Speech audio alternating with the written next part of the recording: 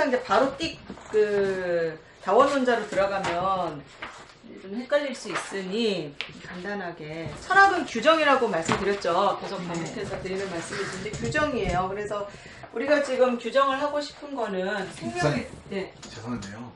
이거 편집해야 돼서. 편집? 네. 이게 쭉 하면 목사님 여기서부터 목소리가 들려서. 아. 그래서 제가 박수 한번 치고 3초 후에 시작하실게요. 아, 철학은 규정하는 거 거기서부터 이렇게 하면 되거든. 하고 3초 후에 시작하시고. 자, 이제 시작하겠습니다. 됐죠?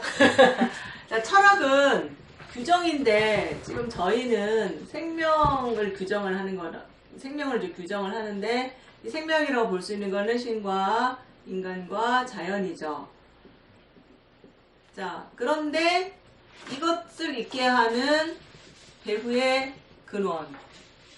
이 책에서는 일자라고 나오는 이거를 이제 찾아서 이거다, 이 일자가 뭐다 라고 하나의 존재를 규정하는 게 이제 철학의 작업이고요. 그래서 최초로 규정을 했던 사람은 누굽니까? 탈레스죠. 그래서 이제 탈레스부터 이제 탈레스부터 이제 고대 철학이 시작이 되고요. 저희는 지금 고대 철학을 지금 하고 있는 중입니다. 그리고 그 근원을 처음에는 어디서 찾았을까요? 자연에서 찾았어요. 그래서 생성소멸하는 데몬이라는 말 자체가 이제 생성소멸하는 이런 뜻이니까요. 이제 자연에서. 근데 이 자연은 우리가 생각하는 일반적인 그런 자연이 아니라 신적인 자연. 데몬이란 게 생성소멸한 신이잖아요. 그러니까 신적인 자연에서 이제 찾아서 규정을 하는데 탈렉스를 비롯한 그 이오니아 학파, 그 밀레토스 학파는 재료적인 차원에서 본인의 성향들인 거죠. 이 세상은 배후는 뭐로 이루어졌느냐 찾았다면 이제 피타고라스는 어떤 차원에서 봤죠? 그렇죠. 구조의 차원에서 규정을 했습니다. 아이고, 죄송합니다. 예, 무시적으로. 예. 구조인데 그 구조가 이제 그냥 구조가 이루어지는 게 아니죠. 그 구조를 이루고 있는 뭔가가 있죠. 그 구조를 이루는 게 숫자죠. 예. 그래서 수가 일자가 된 거예요. 사실 숫자 자체가 이걸 있게 한다기보다는 이런 구조가 있다. 그래서 이제 이 구조가 동일이에요. 항상 늘 사람에게서는 사람이 나오고 식물에게서는 식물이 나오고 근데 사람에게서 호랑이가 나왔다. 이건 큰일 나는 거예요. 그러니까 종의 변화잖아요. 원래 이게 운동인데 종의 변화는 자연에서는 없습니다. 그래서 항상 같은 운동만 일어나요. 그것을 어려운 말로 동일 반복. 그래서 이걸 동일성 운동이라고 합니다. 이거는 예전에 저희가 희랍철학 박흥규 교수님의 희랍철학 소고 논고라는 책에서 이제 배웠으니까 동일성 운동이라 함은 이 구조가 있어서 항상 사람에게서는 사람이 나오고 그 다음에 호랑이에게서는 호랑이 나오고 장미꽃도 종류가 많죠. 장미꽃은 항상 늘 장미꽃을 만들어내고 근데 장미꽃에서 귤꽃이 나오는데 이런 건 없습니다. 그래서 종의 변화는 없습니다. 그런데 다윈이 뭐가 문제냐면요. 종의 변화를 얘기를 한 거예요. 그러니까 이거 동일성 운동에 하면서 환경에 맞춰서 진화는 이루어질까요? 안 이루어질까요? 이루어집니다. 그래서 우리 이제 김윤중 전도사님이 사모님과 결혼을 하셔서 딸과 아들을 낳았잖아요. 확실한 건 김윤중 전도사님과 사모님보다 김윤중 전도사님의 딸과 아들이 훨씬 더 인물이나 외모나 키나 여러 가지 면에서 더 낫습니다. 그쵸? 예, 키도 더 커지고 일단 여러 면에서 부모보다 좀 더 나은 모습으로 진화는 돼요. 그러니까 그런 의미에서 진화예요. 안 될 수도 있잖아요. 안 될 수도 있죠. 그래서 장애를 갖고 태어난다거나 이제 그건 나중에 이제 위학적 부분은 이제 플라톤이 얘기를 하는 거고요.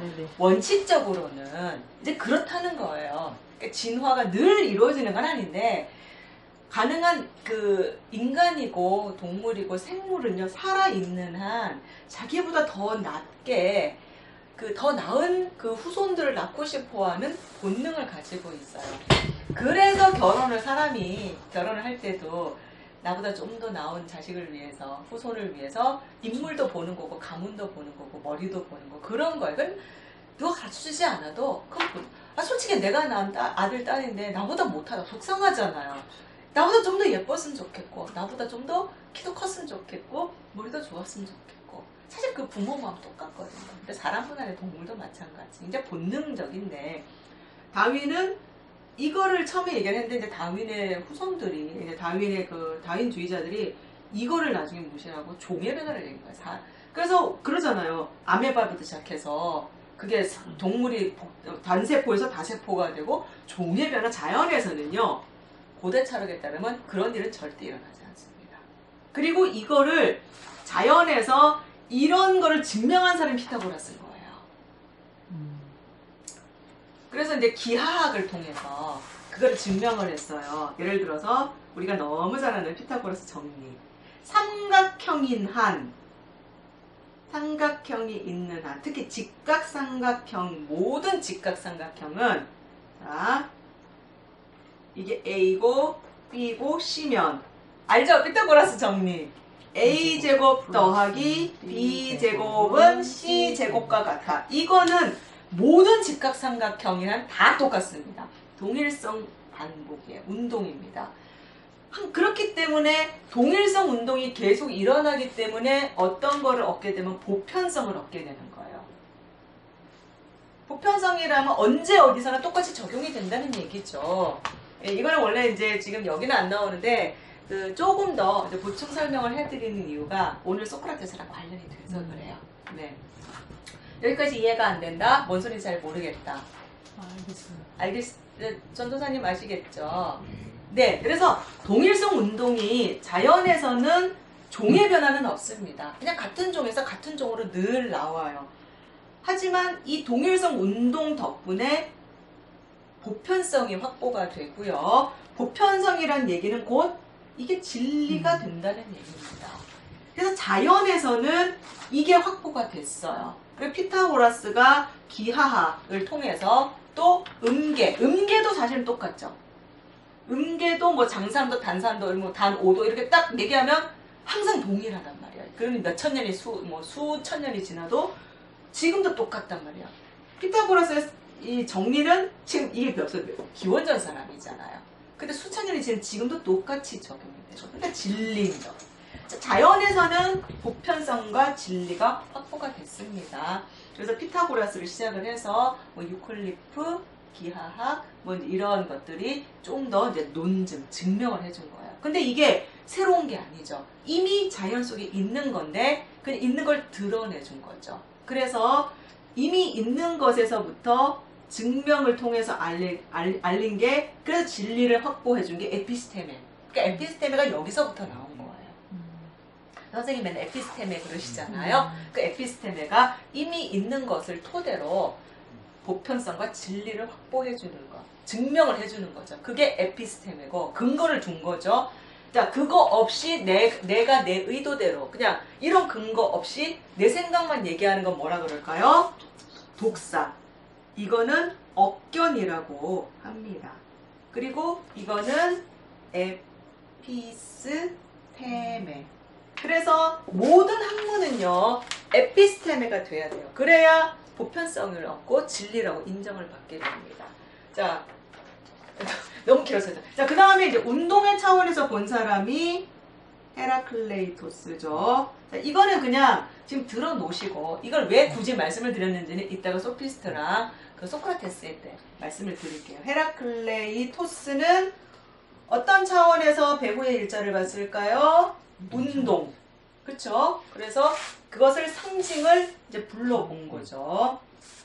자, 여기까지는 데몬적인 차원에서 이제 배후의 일자를 봤다면, 자, 파르메니데스에게 와서 처음으로 올림푸스적인 부분, 즉 사유적인 부분을 이제 한글보다 영어가 빨리 써져서 데스에게서 드디어 이제 사유적인 부분에서 배후의 일자를 찾았습니다. 그쵸? 그래서 그 사유적인 부분에 일자 안 나오네요. 네, 감사합니다. 자, 일자를 찾았더니 그게 뭐였습니까? 그게 이제 그냥 뭔지는 모르겠는데 있음이라고 한 거예요. 근데 이게 이제 어떤 책에서는 존재라고도 같은 단어예요. 근데 번역의 차이입니다. 자, 있음이라고 얘기를 했습니다. 그래서 있음에서부터 이 세 개가 나왔죠. 있는 것이라는 이제 세 개가 나왔고요. 이제 저희가 그 박홍규 씨의 이 얘기가 나온 박홍규 씨의 희랍 철학 논고라는 책에 보면 이것을 자체성이라고도 표현을 합니다. 아, 그게 그거예요. 있음 자체성, 이게 나중에 플라톤에게 가면 이데아라고 이제 콕 집어서 얘기를 하게 되는 거예요. 그러니까 그게 그거구나라는 걸 아는 게 철학 공부인 거죠. 자, 그래서 있는 것이 나왔고, 이게 더 중요하죠. 자, 이게 일자인데, 자, 있는 것은 이게 이제 우리가 얘기하면 일반적인 세계인데, 이 세계는 생성소멸하는 운동이 없다. 이런 운동은 없는 거예요. 그냥 쭉 그냥 옛날부터 있어왔고 지금도 있고 눈에 보이지 않지만 다른 모양으로 있음이에요. 그래서 사실은 이제 이론적으로는 맞죠. 이론적으로는 맞죠. 근데 여전히 그럼에도 불구하고 이 세상은 생성소멸하는, 사실 실제 소멸되기도 하는데 파르메니데스에게 사유 속에 있으면 그건 우리 눈에 보이지 않는 어딘가 분명히 있다라고 얘기를 하니까 이제 너무 여기를 이제 강조를 하다 보니 사유의 절대화가 되어버렸습니다. 이게 이제 파르메니데스도 그렇고 그 엘레아파 사람들도 다 이제 사유의 절대화가 되면서 이것은 생성소멸한 세계가 없다. 그래서 이제 극단적으로 무세계론, 그러니까 세계를 이제 파괴했다라고 말씀하시면서 파괴했다라기보다는 이제 생성소멸한 세계 자체를 이제 부정을 한 거죠. 그런 의미에서 무세계론이 된 겁니다. 처음부터 그럴 의도는 아니었겠죠. 근데 결과적으로 그렇게 갔습니다. 자, 그래서 그럼에도 불구하고 우리는 여전히 생성소멸한 세계에 살고 있잖아요. 그래서 두 분 다 잘 말씀해 주셨는데, 그러면 이 세계 안에서 다시 배우의 일자를 찾아야 되잖아요. 찾아야 되는데 이제는 하나를 얘기를 할 수가 없는 거예요. 이미 재료 나왔죠, 구조 나왔죠, 운동 나왔으니 하나만 얘기할 수가 없어서, 그래서 자원론자라는 얘기는 배후의 근원이, 그렇죠, 한 개가 아니라 여러 개다. 그래서 다 원리가 다양하다 이런 의미잖아요. 그래서 다시 대문적인 데서 찾는데 재료도 보고 그 다음에 운동도 보고 이렇게 되는 거예요. 다 얘기를, 근데 하나만 얘기를 할 수가 없어. 이미 다 나와버렸으니. 자, 그래서 다원론자들 중에서 첫 번째 엠페도클레스. 자, 그래. 두 가지 다 얘기하죠. 자, 재료의 차원에서는 뭐라고 얘기했습니까? 그렇죠. 불, 바람, 물, 흙. 이게 이제 원리라는 거죠. 재료적인 차원에서의 원리. 자, 그런데 화, 풍, 수까지는 이미 앞에서 철학자에 다 얘기를 했습니다. 자, 화는 누가 얘기했습니까? 헤라클레이토스가 얘기했죠. 풍은요? 기 얘기하는 사람? 그렇죠. 아낙시메네스. 예. 기가 바람이죠. 그 다음에 수는? 그렇죠. 하나만 더 붙인 거야. 토. 이미 있던 거에 하나만 더 붙여서 화풍수토라고 했고, 그 다음에 운동의 차원에서 그러면 원리가 뭐겠느냐? 뭡니까? 그렇죠. 사랑과 불화인 거예요. 그래서 이 화풍수토가 어떻게, 이제 구조도 여기 이제 들어가는 거예요. 구조를 딱히 얘기하지는 않지만 어떤 구조로 모이느냐에 따라서 사람이 될 수도 있고 또 뭐 사물이 나무가 될 수도 있고 동물이 될 수도 있고 이제 그렇게 되는 거고 불화란 얘기는 흩어지는 거다. 자, 그래서 이것을 모이게 하는 원리는 사람이고 흩어지게 하는 원리를 불화라고. 근데 참 표현을 참 재밌게 했습니다. 예, 사람과 불화. 자, 그래서 엠페도클레스 아니 다원론자는 이 차원에서 다 얘기를 했다라고 이제 이해를 하시면 되겠습니다. 이제 정리하실 때 이렇게 정리를 해주세요. 그 다음에 이제 책에 나오는 사람은 데모크리토스입니다. 데모크리토스는요, 똑같아요. 재료적인 차원은 뭐라고 했냐면 원자라고 한 거예요. 이게 이제 모나드죠? 모나드입니다. 그래서 이게 나중에 그 르네상스에 가서 브루노라는 사람이 모나드 얘기를 했고요. 또 스피노자가 아니라 라이프니츠가 또 모나드 얘기를 했습니다. 자, 그 다음에 운동의 차원도 그러면 있어야겠죠. 자, 근데 운동은 뭐냐면요. 뭔가 알 수는 없지만 이 원자 안에 들어있는 내재되어 있는 법칙이 있는 거예요. 그게 뭔지는 모르겠는데 이 내재되어 있는 법칙에 따라서 원자들이 모였다 흩어져 어떤 배열로 모이냐에 따라서 사람이 될 수도 있고 또 나무가 될 수도 있고 컵이 될 수도 있고 책이 될 수도 있고 종이가 될 수도 있고 그렇다는 거예요. 근데 그게 다 해체되면 다시 원자로 돌아가는 거죠. 그 내재적인 법칙이라고 나오지 구체적으로 그게 뭔지는 모릅니다. 네.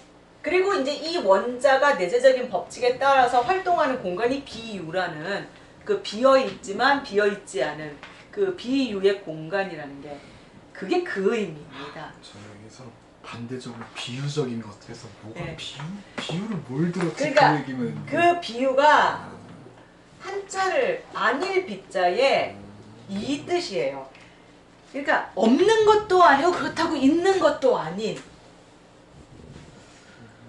원자가 그러니까 그 공간에 뭔가가 차 있는데 그게 어떤 상태면 원자의 상태로 있다가 자체의 내재적인 법칙에 의해서 모였다가 흩어졌다가 또 배열 구조에 따라서 사람과 사물이 자연이 되다가 그게 어디 안에서 일어나냐면 공간에서 일어나는 거죠. 비유라는 공간에서 일어나는 겁니다. 근데 비유부터 나와버리면 이제 이게 뭐지? 이제 헷갈리는 겁니다. 그러니까 이렇게 재료적인 차원과 운동의 차원. 그냥 차라리 비유를 안 썼으면 좋겠어요. 더 헷갈리죠? 그냥 예. 빈공간이라 될 텐데 왜 이런 근데 말들을 빈공간이란 말을 하면은 철학자는 재미없죠. 원래 또 새로운 말들을 어렵게 만들어 주셔야 하는 거니까요. 그러니까 비유를 먼저 생각하지 마시고요. 다원론자니까 재료적인 차원과 운동 구조의 차원을 다 한꺼번에 보려고 했다. 그렇게 정리를 하시면 되겠습니다. 여기까지가 책에 나오는 학자고요. 그 레오키포스는 엘레아파 쪽이라서 그냥 넘어가셔도 될 것 같습니다. 예, 그리고 이제 이 책엔 나오지 않는데 하나 더 본다고 한다면요. 아낙사고라스라는 사람도 다원론자인데 똑같아요. 재료적인 차원과 그 다음에 운동의 차원을 둘 다 얘기를 했는데 노무사님 약간 말씀을 하셨죠. 재료적인 차원은 뭐냐면요. 씨앗입니다. 요런 같은 표현인데 요거를 책에서는 뭐 맹아 한국 순수한 말로 씨앗 한자로 맹아 예 종자 뭐 이런 예 다 같은 그러니까 아주 작은 단위인 거예요. 그리고 그것을 움직이는 내재적인 여기 법칙에 막연하게 얘기했다면 그걸 움직이게 하는 힘이 뭐냐면은 누스인 거예요. 어떤 우리가 알 수 없죠. 뭔가 힘적인 힘. 예. 근데 이것이 나중에 이 표현을 썼는데 이것이 이제 그 나중에 플로티누스 넘어가면 이제 천사, 신적인 존재가 된 거죠. 네. 같은 누스라도 그러니까 신적인 존재인데 이것을 종자를 가지고 사람과 사물을 자연을 만들어내는 어떤 신적인 힘이라고 보시면 되겠습니다. 자, 재료적인 차원과 운동의 차원, 구조 차원 다 봤다. 그래서 다원론이다. 질문 없으시죠? 네. 그러면 여기까지가 이제 자연에서 찾았다라고 이제 보시면 되겠습니다. 자, 이제 분위기가 이제 바뀝니다. 이제 소피스트와 소크라테스를 얘기를 드릴 텐데요. 요거는 일단 놔둘게요. 요거를 이제 지우면 요 부분은 놔두고, 자, 소피스트부터 먼저 말씀을 드리면, 소피스트가 나오게 된 배경은 아까 김윤중 전도사님께서 잘 말씀을 해주셨습니다. 그 기원전 4세기였나요? 5세기네요. 5세기 초에 그리스와 페르시아가 전쟁을 했는데, 사실은 객관적으로 보면 페르시아가 박강했고 그리스는 열세였는데 그리스가 이겼습니다. 그리고 그 그리스가 승리로 가도록 이끈 혁혁한 공을 세운 사람들이 수병들, 오늘 지금 해군들이죠. 수병들이 이 그리스가 승리로 이끌도록 정말 목숨을 바쳐서 해서 이제 전쟁에서 이긴다. 이 전쟁 이후로 아마 페르시아가 이제 슬슬 멸망하기 시작했을 거예요. 그래서 너무 고맙잖아요. 근데 원래 군인들은요, 신분이 그렇게 높지 않습니다. 그리고 무식해요. 예, 배움도 짧고. 그런데 이제 입신영달의 기회를 얻었어요. 그래서 신분이 귀족으로 높아지고 이제 정치에 참여하게 되는데, 이게 이제 어느 정도 성공을 하고 나면 배움이 짧으면 또 그게 컴플렉스가 되지 않습니까? 컴플렉스가 생긴 거예요. 수병들이 입신영달을 하고 나니 이제 배움에 대한 갈급함이 생긴 겁니다. 정치에서 말을 해야 되는데 뭘 알아들어야 말을 하죠. 그러니까 배우기 위해서 선생님을, 교사를 이제 초청을 해서 그분들에게 배우기 시작했는데, 그 교사가 누굽니까? 소피스트죠. 소피스트란 말은 지혜를 사랑하는 사람들이란 뜻이죠. 그래서 이 소피스트들이 이제 귀족이 된 입신 성공한 이 수병들에게 이제 배움도 알려주고 이제 그렇게 해서 좋았습니다. 처음 존경받는 선생님이었는데, 이제 이렇게 배운 사람들이 정치에서 이제 논쟁을 하고 토론을 해서 이제 자기가 원하는, 뭐 예를 들어서 우리를 예를 친다면 뭐 사드 문제가 생겼다. 그럼 이 사드를 설치를 해야 되냐 말아야 되느냐? 그럼 이제 놓고 입장에서 뭐 다 똑같을 수는 없잖아요. 찬성 입장도 있을 거고 반대 입장도 있을 텐데, 자, 그러면 찬성이면 왜 찬성이고 반대면 왜 반대인지를 싸워서 논쟁을 해서 이긴 쪽으로 이제 이렇게 진행이 되는 거죠. 우리나라는 지금 팽까지는 아닌데 그래도 찬성 쪽으로 많이 지금, 근데 불가피하게 할 수밖에 없는데, 이제 그거는 이제 대통령과 정치가 할 일이고, 이제 넘어갑시다. 민감한 문제는. 예, 저는 잘 모르겠습니다. 그런 점. 예를 들면 이제 그런 거죠. 그래서 내가 찬성 쪽이 이겼다. 그러면 이제 사드가 설치가 되는 거고, 반대쪽이 이겼다. 그러면 설치가 안 되는 건데, 그거를 그렇게 갈 수 있도록 누가 이렇게 만들어주는 거예요? 소피스트들이 그렇게 이길 수 있도록 이렇게 여러 가지 말과 이런 이제 근거들을 이제 제공을 하다 보니 능하게 된 거죠. 변론에 능하게 되죠. 그래서 이게 다른 사람을 납득시켜야 하고 이겨야 되다 보니까, 이게 이제 처음에는 의도는 좋았는데 결과적으로 극단적으로 모든 게 극단적인, 이게 끝까지 극단으로 가버리면 어떤 일이 생기냐면 궤변론자가 돼버리는 거예요. 말도 안 되는 건데 얘기를 들으면 묘하게 설득이 되는 거 있죠.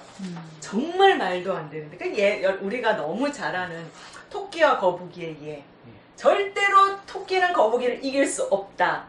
그래서 어떤 소피스트인지 제가 기억이 안 납니다만, 그 소피스트가 그런 얘기를 하죠. 토끼가 낮잠을 자는 새에 거북이가 이만큼 가고, 그렇죠? 토끼가 있고, 이렇게, 제가 그림이, 거북이가 있습니다. 자, 토끼가 낮잠을 잘 때, 쿨쿨쿨 잘 때 이만큼 왔어요. 토끼가 깨어났네? 그래서 이만큼 쫓아옵니다. 하지만 그 사이 거북이가 노는 게 아니죠. 또 이만큼 가요. 그럼 토끼가 또 이만큼 쫓아오면 그렇게 해서 절대 토끼는 거북이를 이길 수 없다. 요것만 얘기 들으면요. 정말 못 이겨요. 정신 차려야 돼. 하지만 실제로는 어떻습니까? 토끼가 거북이를 이겨요. 왜 이기죠? 속도가 있잖아. 속도가 다르잖아. 가속도라는 거를 응. 실제는 이게 처음에는 어느 정도 단계까지는 이게 맞는데 어느 단계 딱 넘어가면 달리던 힘이 있어서 가속도가 붙어서 추월을 하게 되는 거죠. 근데 요거는 쏙 빼고 요것만 얘기하니까 묘하게 설득이 되는 겁니다. 그래서 극단적으로 궤변론자로 가게 됐어요. 그럼 선생님 강의중에 죄송하지만 저런 궤변이 있을 때 네. 계속 얘기해야 돼요? 그만둬야 돼요? 그만둬야 되는데 이 사람들은 자기 말이 이렇게 해서 이기잖아요. 이기면 아니 쾌감이 아니라 이게 곧 진리가 돼버리는 거예요. 그래서 무조건 이겨야 돼요. 그래서 이것도 설득이 되잖아요. 그러면 이것도 진리가 돼요. 그래서 근데 이게 소피스트가 한두 명도 아니고 많은 소피스트들이 있는데 소피스트가 많은 소피스트들이 이겨서 그 진리 다 이기면 다 진리면 진리가 한 개가 아니라 여러 개가 돼버리는 거죠. 그래서 프로타고라스라는 사람이 이런 얘기를 하죠. 인간은 만물의 첩도. 그러니까 진리가 뭐예요? 진리는 사람마다 그렇죠. 달라요. 그래서 제가 예쁘다고 생각하는 기준과 노 목사님이 생각하는 기준과 또 전도사님이 생각하는 기준이 다른 거예요. 근데 다 진리예요. 그럼 예쁜 사람 딱 봤을 때 저는 예쁘다고 하는데 노 목사님 입장에서는 안 예뻐 이럴 수도 있고 김윤수 전도사님에게도 절반 이러면은 이제 헷갈리는 거죠. 위에 기준이 없는 거잖아요. 그러면서 진리 어떻게 갔습니까? 상대주의가 돼버린 거예요. 상대주의가 돼버리면 이것도 옳고 저것도 옳고 모두 다 옳다. 좋습니다. 다양성을 살리는 입장에선 좋지만 혼란이 오죠. 혼란이 오게 된 거예요. 그러면 우리가 뭐를 믿고 따라야 되지? 그게 문제인 거죠. 학교에서도 지금 뭐가 자꾸 문제가 생기냐면 학교에서는 학교의 나름의 이제 규칙이 있단 말이에요. 학생은 원칙적으로 선생님 말씀을 따라야 하고 또 때로는 학생들의 의견이 조금 반영이 안 된다고 하더라도 어쨌든 교권이라는 게 있고 물론 이제 지나치게 가면 문제가 생기긴 하지만 이제 학교 나름의 어떤 이제 법칙이 있는데 요즘은 이제 학생들 입장이 점점 학생 인권을 강조하다 보니까 오히려 선생님들이 학생들한테 성희롱을 당하고 그 다음에 학생들에게 몰카를 지키고 특히 여자 선생님들, 중고등학교 선생님들이 그러다 보니까 이게 이제 무너지는데 또 이 진보 선생님, 진보 좌파 측은 그럼에도 불구하고 학생들의 인권이 중요하다. 그러면 이제 선생님들 체벌도 못하고 뭐라고 얘기하면 어떻게 됩니까? 고발해버려요. 그럼 누가 징계를 받아요? 선생님이 징계를 받아요. 그러면 선생님이 징계를 받으면 학생들이 앞으로 뭐라고 잘못해도 지적도 못하고 그렇게 되면 이제 학교에서 배울 수 있는 경우 아닌 건 아니라고 가르쳐야 되는데 다 너도 옳고 나도 옳고 이렇게 상대주의로 가버린 거예요. 예를 별로 좋은 예는 아닌 것 같습니다. 어쨌거나 그래서 문제가 혼란이 와요. 하여튼 뭐든지 상대주의로 가버리면 다양성은 살릴 수 있습니다. 하지만 혼란이 오게 됩니다. 자, 그럼 우리가 뭐를 따라야 되지? 그런데 이 혼란이 오면서 뭐가 혼란이 오냐면요. 윤리와 이게 이제 문제가 생긴 거예요. 도덕 부분에 혼란이 오는 거예요. 그냥 다양한 창의성을 살린다는 점에서는 좋은데 이게 이제 윤리 도덕 차원에서 상대주의로 간 거예요. 그래서 예, 그래서 소크라테스. 문제가 생긴 거죠. 그러면 결혼하기 전에는 이제 남자고 여자고 자신의 몸을 잘 지켰다가 결혼해서 정말 서로에게 정말 첫 몸으로 깨끗한 몸으로 만나야 된다. 보편적인 우리가 일반적으로 생각하는 건데 이제 그게 무너지면서 요즘은 뭐 동거도 대학생들 자취한다 그러면 거의 열의 여덟, 일곱, 여덟은 동거라더라, 하더라.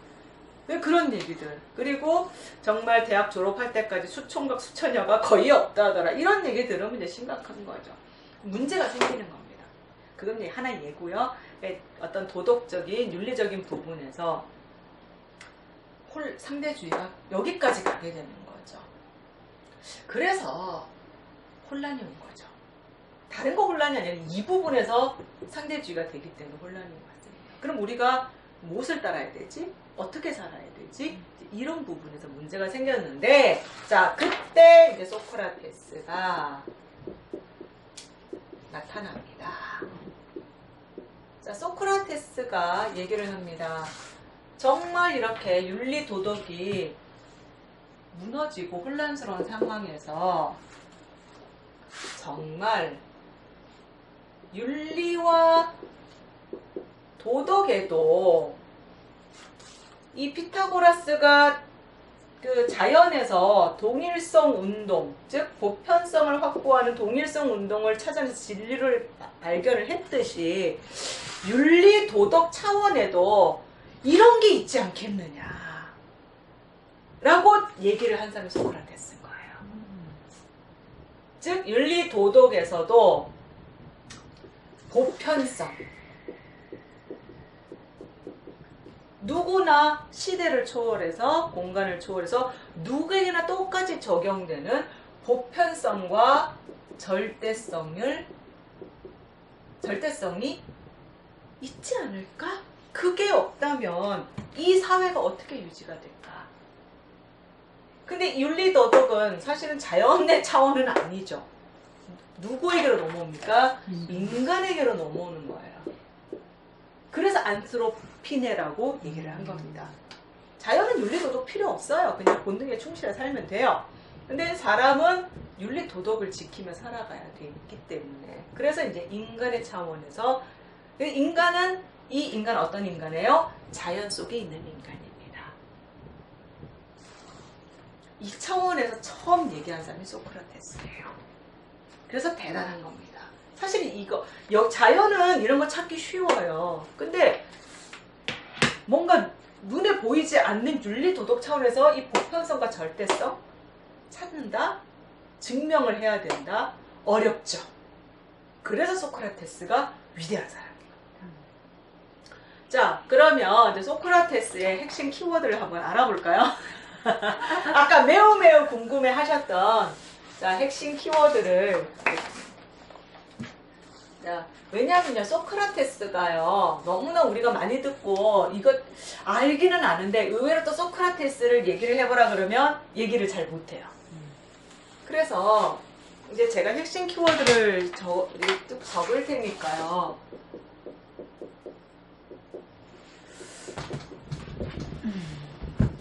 자, 절대적이고, 보편적인 진리, 어디 부분? 윤리와 도덕 차원에서 이거를 찾으려고 했던 최초의 사람이죠. 자, 핵심 키워드가 이제 보면요, 몇 가지가 있습니다. 자, 아레떼라는 단어가 나오죠. 또 뭐가 있습니까? 에르곤이라는 단어가 있고요. 그 다음에 문답법 속에 반어법과 삼파술이라는 게 자, 소크라테스를 설명하는 핵심 단어들을 쭉 제가 나열을 합니다. 그 다음에 뭐 용기, 이거는 나중 이거 다 해봅시다. 예, 용기, 네, 지혜, 정직, 그다음에 경신, 그 다음에 요거는 그 다음에 이제 지행합일. 요 정도가 이제 소크라테스 하면 떠오르는 핵심 키워드예요. 자, 이제 저와 여러분은요, 저는 제 식대로 이 핵심 단어들을 가지고 연결을 해서 소크라테스를 설명을 할 겁니다. 여러분들은 여러분 식으로 이 핵심 키워드를 가지고 여러분 나름의 소크라테스를 정리를 하시면 되는 거예요.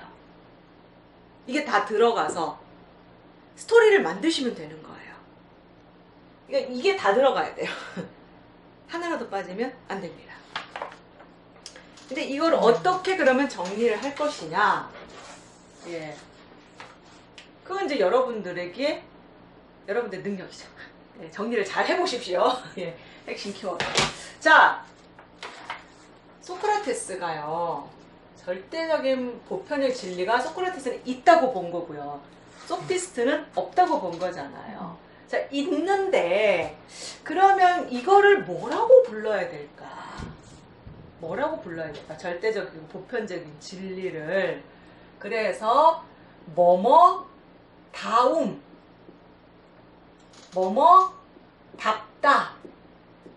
동사로는 다움이라고 부르자. 예를 들어서 학생다움이라고 한다면, 우리가 학생답다라고 하면 어느 정도는 학생답다 할 때 딱 떠올렸을 때 비슷하게 느껴지는 게 있죠. 예를 들어 학생답다 그러면 어떤 것들이 떠오르십니까?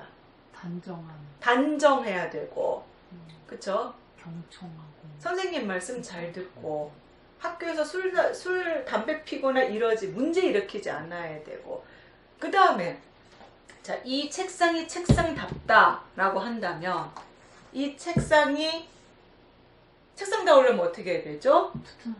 일단 튼튼해야 되고, 다리가 다 있어야 되고, 이 판이 판판해야 되고, 이게 끄떡끄떡 균형이 안 맞아서 흔들리면 안 되고. 그러니까 소크라테스가 보니까 뭐뭐답다라고 하니까 뭔가 그게 딱히 뭔지는 모르겠는데 공통적으로 다들 생각하는 것들이 있다라는 거죠. 아, 그게 있겠구나. 그게 다움이겠구나. 그러면 이 다움을 뭐라고 얘기를 하냐면 에르곤인 거예요. 다움을 판단하는 기준. 이게 에르곤입니다. 그러니까 이게 곧 그 진리라기보다는 이것이 이제 한 개가 아니라 여러 가지가 있는데, 이 다움을 판단하는 기준인 에르곤이라고 한 거예요. 자, 그래서 목사답다라고 하면 공통적으로 생각하는 게 있죠. 뭘까요? 좀 생활이 일단 그렇게 너무 추운데. 생활에서 사람들께 손가락질 받으면 안 돼. 일단 한국에서는 술 담배를 하면 안 되고, 목사는. 그 다음에 기본적으로 목사라서 해야 될 일은 설교 잘해야 되고, 기도해야 되고요. 그리고 자, 그런데 목사가 우리가 생각하는 그 목회자라는 그런 그 목회자 상 그러면 그게 다움이고 그게 에르곤인 거예요. 근데 그 기준에 부합되지 않으면 저 사람은 목사가 아니야. 이제 실망을 하게 되는 거죠. 자, 이 에르곤이 있는데, 자, 그게 이제 다움을 판단하는 기준이죠. 자, 이 에르곤이 근데 확 드러났으면 좋겠는데 이게 안 드러나 있어요. 이게 꽁꽁꽁 숨겨져 있어요. 근데 이거는요, 태어날 때부터 타고나는 거예요. 갖고 태어나는 거예요. 그래서 우리가 뭔가 알지는 못하지만 책상답다, 학생답다, 그 다음에 선생님답다라고 했을 때 다들 공통적으로 생각하는 그 다움의 기준이 있다는 거예요. 에르곤이 있다는 거예요. 그럼 그게 뭐겠느냐? 그걸 이제 찾아내는 거죠. 찾아내는 방법으로, 이거를 이제 찾아내는 방법으로 소크라테스가 썼던 방법이 문답법인 겁니다. 그러니까 나름 에피스테메를 하는 방법인 거죠. 논증입니다. 자, 근데 그러니까 질문하고 답하고 질문하고 답하는데 이것도 나누어요. 어떻게 나누냐면 처음에 반어법. 뭐를 딱 질문하고 대답을 하면 근데 왜? 이런 식으로 반어법을 통해서 다 바닥까지 내려가게 하는 거예요. 반어법을 통해서 무지의 질을 깨닫게 해주는 겁니다. 쉽게 얘기해서 자기의 바닥을 보게 하는 거죠. 내가 대학원을 나오고 석사임에도 괜찮습니다. 잘 나와요. 석사임에도 불구하고 난 지금 많이 안다고 생각을 하는데 선생님하고 질문하고 대답해보면요. 한 서너 번 대답하면 그때부터 딱 막히기 시작해요. 내가 소크라테스에서 아는 것 같은데 선생님이 이제 질문을 합니다. 대답을 했어요. 또 질문을 합니다. 대답을 했어요. 어느 순간에는 내가 아는 소크라테스가 뭐지? 내가 아는 게 없네? 이런 걸 깨닫게 되는 거죠. 무지의 질을 깨닫게 하는 거죠. 실제 내가 아는 거는 아무것도 없다. 이거 인정하기가 굉장히 어렵죠. 소크라테스가 다른 사람보다 위대한 이유는 자기는 아는 게 없다라는 거를 알고 있는 거고 소피스트나 다른 사람들은 이거를 인정하지 않는 거. 그 차이라는 거예요. 그래서 일단 이거를 찾기 위해서 이거부터 시작을 하는 거예요. 내가 알고 있다고 생각하는 모든 포장들을 다 벗겨내는 거예요. 바닥까지 딱 내려간 다음에 그 다음엔 이제 진짜 찾고 싶은 삼파술이라는 대화. 그런데 뭔지는 모르겠으면 책에 나오겠죠. 삼파술을 통해서 찾아내는 겁니다. 무엇을? 에르곤을 찾아내는 거예요. 바닥에서. 자, 교사란 무엇인가? 이런 걸 통해서 반어법을 통해서 내가 교사에 대해서 아는 게 없네. 처음에 이제 깨달은 다음에 그러면 이제 교사라서 그 대화를 통해서 찾아내. 그렇게 해서 이제 문답법을 통해서 그 다움, 보편적이고 절대적인 그런 진리, 가치, 다움을 판단하는 그 기준인 에르곤을 찾았더니 소크라테스는 다는 모르겠지만 이 네 가지를 이렇게 한 개가 아니라 직업에 따라서 에르곤이 다르더라 라는 걸 얘기를 했어요. 그래서 직업에 따라서 찾아보니까 군인은 뭐예요? 그렇죠. 군인의 에르곤은 용기인 거예요.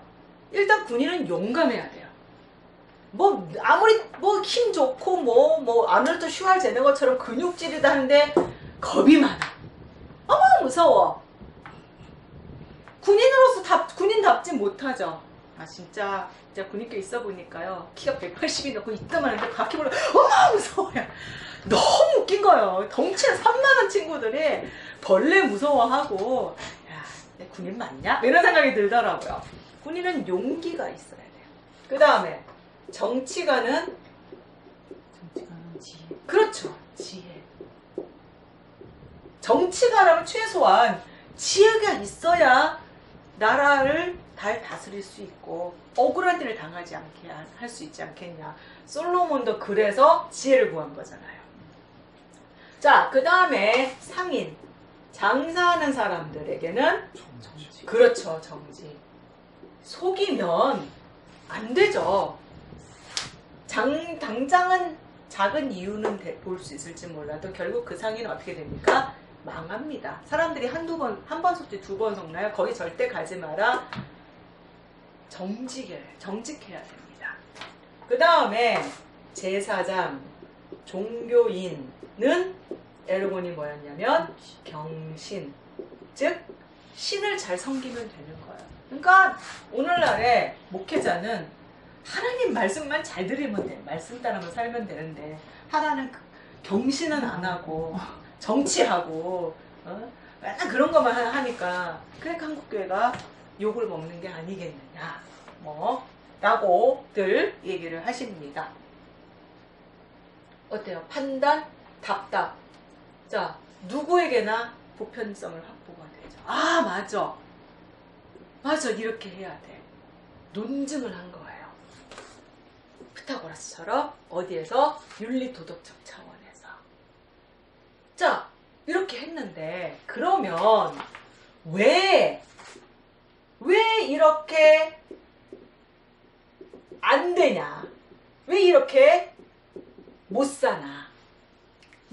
군인은 용기 있게 싸우면 되는데, 정치가 지혜를 가지고 잘 정치를 하면 되는데 왜 이게 안 되냐고요. 왜 박근혜 같은 대통령이 나와서 나라를 말아 잡수시냐고요. 왜 그런 일이 생기느냐? 몰라서. 내가 대통령으로서의 에르곤이 뭔지를 알았으면 했을 텐데 모르기 때문에, 무지하기 때문에 잘못된 길로 가게 된다는 거야. 자, 여기 조금 더 하기 전에, 자, 여기까지 먼저 한 다음에, 죄송합니다. 여기까지 했죠. 자, 그러면 요 상태로 이제 요거는 처음에 이제 막 발견을 했어요. 발견을 했으면, 자, 요거를 빼먹었네요. 중요한 거. 이걸 요 상태로 가만히 있으면 안 되고, 용기가 최대한 가장 잘 극대화돼서 잘 발휘할 수 있도록 뭐를 해야 돼요? 능숙하게 되도록 내가 그거를 훈련하고 연습하고 해야 됩니다. 그렇게 능숙하게 하는 게 뭐냐면요, 아랫대예요. 근데 왜 그러면 이 아랫대가 덕으로 번역이 되느냐면요, 능숙한 상태가 되면 다른 존재, 다른 사람이나 사물에게 유익이 되기 때문이에요. 그래서 소크라테스가 얘기하는, 하나 더 있다. 키워드가, 죄송합니다. 덕, 선, 이런 빼먹어서 죄송해요. 자, 다른 존재에게 유익하게 하는 게요, 이게 사람이 태어나서 해야 할 일입니다. 존재 이유예요. 사람이 왜 이 땅에서 살아가느냐? 살아가는 이유가 뭐냐면 다른 사람과 다른 존재를 유익하게 하기 위해서 살아가는 거예요. 그럼 목사의 존재 이유는 뭐냐? 경신을 발견을 해서 내가 목회자로서 내가 맡고 있는 우리 순선중앙교회 성도들이 좀 더 하나님의 자녀가 그리스도의 장성한 분량에 이르게 하도록 유익을 주는 거죠. 그래서 설교를 통해서, 신방을 통해서 낙심한 사람을 위로하고, 잘못한 부분은 말씀을 통해서 꾸짖고, 또 인도해주고, 또 아픈 사람에게는 들어주고 위로해주고. 그래서 결국은 성도들에게 유익을 주기 위해서 목사가 어떻게 해야 돼요? 경신을 아랫대하게 해야 되는 거죠. 그래서 능숙한 상태가 돼서 사람에게 유익을 주면 덕이고요. 사람의 차원이면 이게 사물 또는 자연으로 확대가 되면 선이에요. 결국 덕과 선은 같은 뜻이에요. 그래요? 인간에게 대한 건 선이 아니에요, 그러면? 네. 오. 그러니까 이런 거죠. 덕은 선 안에 포함이 되는 거죠. 그러니까 사람 차원에서 유익을 끼치면 덕이라고 하고요. 이게 좀 더 넓은 범위로 확대가 되면 선이 되는 겁니다. 결국은 덕이나 선이나 뭡니까? 다른 사람과 사물에게, 다른 타자에게 유익을 주는 게, 그게 어떤 상태가 되냐면 아랫대한 상태가 돼야 되거든요. 능숙한 상태. 그래서 이 책에도 처음에 아랫대를 덕이라고 번역을 하는데, 원래 아랫대의 원뜻은, 원어는, 그 원뜻은 능숙함이란 뜻이다라고 책에 나오죠. 그러니까 능숙하게 되면 유익하게 해준다는 거예요. 그래서 그냥 처음에 발견한 상태를 잊지 말고 지혜가 최대한 발휘되도록 공부도 하고 그러라는 거죠. 그래서 우리도 설교를 할 때 설교를 능숙하게 하기 위해서 열심히 철학도 공부하고 문학책도 읽고 성경도 열심히 읽는 이유가, 우리가 지금 솔직히 목회하는데 소크라테스를 설교 시간 얘기를 해서 뭘 하겠습니까? 내가 이 정도 안다, 자랑 정도밖에 안 되잖아요. 근데 그것을 알고 그것을 녹여내서 내 설교의 바탕이 되면 설교에 유익이 되는 거죠. 아랫대는 그래서 에로곤과 아랫대가 그래서 다른 겁니다. 이제 이번에 이 차이를 확실하게 구분을 하시기 바랍니다. 그러니까 이거를 찾아내서 능숙한 상태가 되게 하는 게 아랫대고요. 상태가 돼서 유익하게 하기 때문에 아랫대를 덕이라고도 번역을 하는 거예요. 그 지행합일은 뭐예요? 이제 얘기할 거예요. 아, 네. 네. 자, 그럼 이제 알았잖아요. 그러면 이제 해야 되잖아요. 알면 한다는 거예요. 그래서 지행합일이라는 거예요. 그러면 정치가는 지혜인데 왜 정치가들이 제대로 나라를 다스리지 못하고 혼란의 상황이 왔느냐면 이거를 몰라서 에르곤이 지혜라는 걸 모르고 그 다음에 이걸 능숙하게 해서 백성들을 국민들을 유익하게 해야 된다는 걸 알면 저런 식으로 내 이익을 위해서 다른 사람 죽이고 권모술수를 써서 뒤에서 무너뜨리고 그런 짓을 안 할 텐데 그런 걸 모르기 때문에 권모술수를 동원해서 권력 암투를 벌이고 죽이고 그런 일들이 일어난다는 거죠. 근데 선생님 그러면 지혜를 안다는 게 그러니까 난 이렇게 지혜롭게 해야 돼. 그리고 군인은 용기가 있어야 돼. 아 근데도 바퀴벌레 불고 뭐 이러거나 아니면 난 지혜로워야 돼 정치인이니까. 그런데 돈이 춤을 추는데 어떻게 지혜를 하니? 그래서 돈을 따라갔어요. 그럼 지혜가 이제 포기되잖아요. 그렇죠. 그럼 그때는 아는 게 아닌 거예요? 그렇죠. 이 사람 입장에서는? 그렇죠. 그럼 그건 모르는 진짜로 아는 거 행할 때 진짜 안다는 거. 그렇죠. 그래서 알면 소크라테스는요. 알면 행한다는 거예요. 사람은. 모르기 때문에 안 한다는 거예요. 물론 지적인 알미 아니라 지적인 암도 포함이죠. 이거는.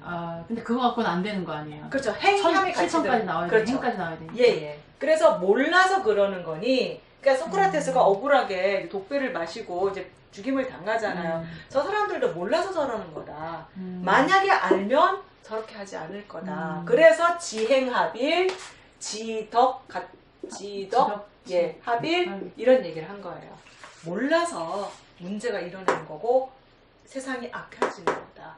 이거를 안다면 어떻게 안 할 수 있겠느냐 라고 소크라테스는 얘기를 했어요. 근데 사실은 알아도 안 해요. 그러니까요.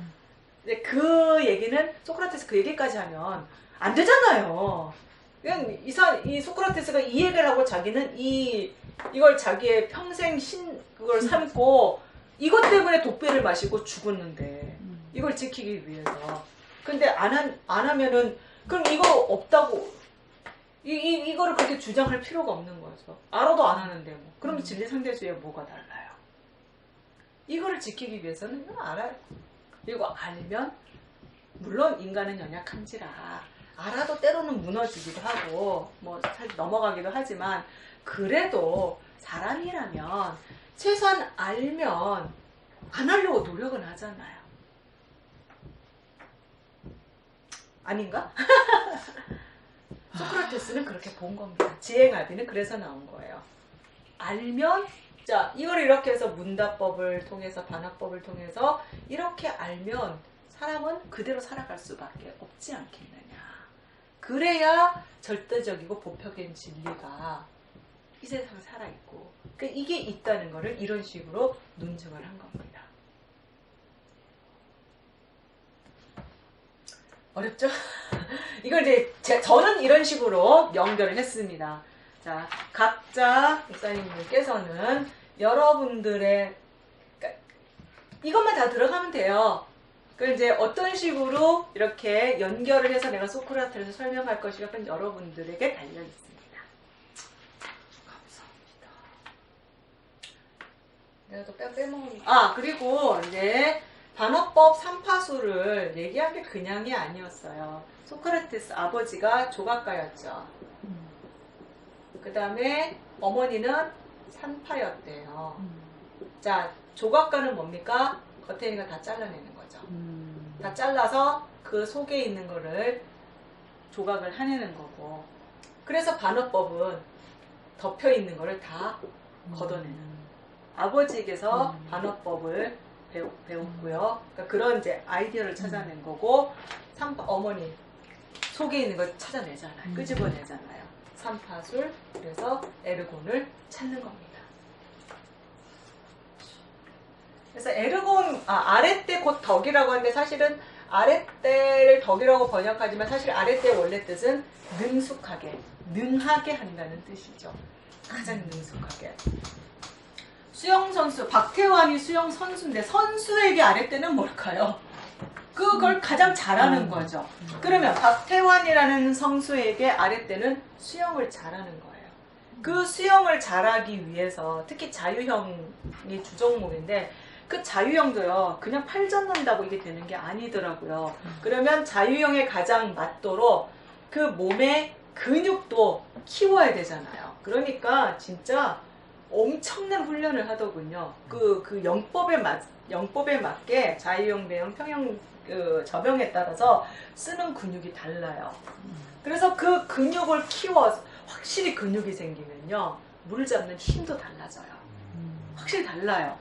그리고 그냥 하는 거하고, 근데 이제 강사들이, 이제 선생님들이 뭐 이렇게 이제 그 자세 같은 거를 자꾸 잡아주는 이유가 자세가 제대로 돼야 더 물을 저항을 덜 받고 시간을 단축할 수 있거든요.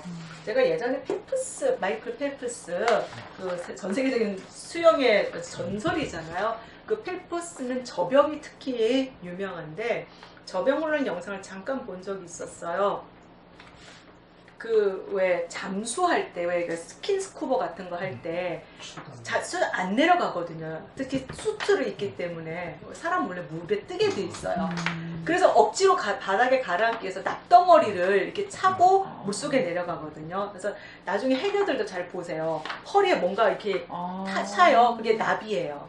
그래서 그거를 몇 개를 찾냐에 따라서 잘 내려가고 그 숫자를 조절해가면서 이제 더 깊이 내려가고 그 깊이를 그 납덩어리로 조절하거든요. 내려가는 거를. 근데 펠프스가 맨몸으로 그 납덩어리를 딱 차요. 그럼 가라앉잖아요. 안 가라앉기 위해서 이제 저병킥을 이제 이렇게 다리를 모으고 이렇게 차는 돌핀킥이라고 그러거든요. 그거를 30초를 하는 거예요. 그게 펠프스만 할 수 있대요. 그래서 일본의 유명한 펠프스에 따라가지만 일본 국가대표 선수한테 똑같은 걸 시켰는데 10초도 못 버티더라고요. 펠프스 30초를 버티더라고요. 그 영상을 보여주는데 진짜 와, 그 무거운 납덩어리를 본인도 너무 힘들어 죽으려고 그러더라고요. 아무튼 이 훈련 너무 힘든 훈련이기 때문에 일주일에 한두 번만 한다고. 너무 자주 하면 안 된다고. 그걸 훈련하는 이유는 이 킥, 그러니까 이 발차기의 힘을 키우게 하기 위해서 납덩어리를 하고 그 그 수영장에서 물에 가라앉지 않도록 버티는 그 배와 허벅지와 다리 힘이, 그러니까 펠프스가 압도적일 수밖에 없는 거예요. 그런 훈련을 하니까 거의 날아가겠네. 날아가죠. 그거 딱 빼면요 날아가죠. 저도요 그 요즘에 이제 자유형 물 잡는 연습을 한다고 이제 그 보조 도구들이 있거든요. 그걸 끼고 해요. 하는데 한 10바퀴 돌면 어깨가 아파요. 이게 그리고 이게 저항을 세게 받기 때문에 진짜 안 나가거든요. 근데 그걸 딱 벗고 돌잖아요. 그냥 휙 나가요. 힘이 허걱 느껴지는 거예요. 그거 잡고 하다가 상대적으로. 저 같은 아마추어도 그런데 펠프스가. 그러니까 그렇게 훈련을 해서 능숙한 상태가 되잖아요. 그런 힘든 훈련을 통해서. 그러면 어떻게 해요? 자기에게도 유익하지만 나라의 명예가 되잖아요.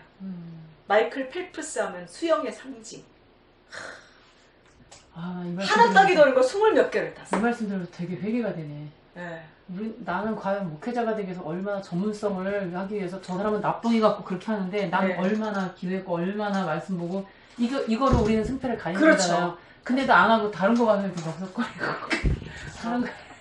지방들에 막 몰두해 있고 굳이 안 해야 되는 내가 회계 보고 그러니까. 서기 보고 한다고 밤새고 있고 기도를 밤을 새야 되는데. 그러니까 미쳤다 진짜. 능숙하게 하면 이거를 내가 하고 싶지 않아도 남을 유익하게 하게 된다는 거예요. 저절로.